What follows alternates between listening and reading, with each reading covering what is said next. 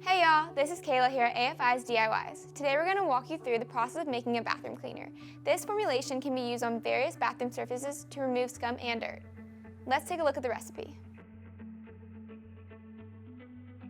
For supplies, you'll need rubber gloves, a pair of safety glasses,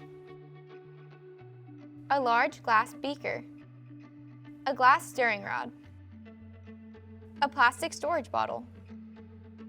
To make 9 ounces of product, you'll need 91.92% or 8.28 ounces of deionized water, 4.44% or 0.4 ounces of citric acid, 3.55% or 0.32 ounces of Ammonyx Lo, 0.09% or 5 drops of fragrance.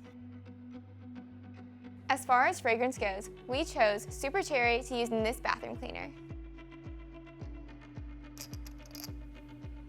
This is perfect, so crisp and fruity. Before we jump into making this product, we need to put on our gloves and goggles. Awesome, let's begin. First, combine deionized water with citric acid. Next, blend in Ammonyx Lo and mix thoroughly until homogeneous. Then, add 5 drops of your fragrance of choice. Lastly, just transfer the mixture into your packaging container.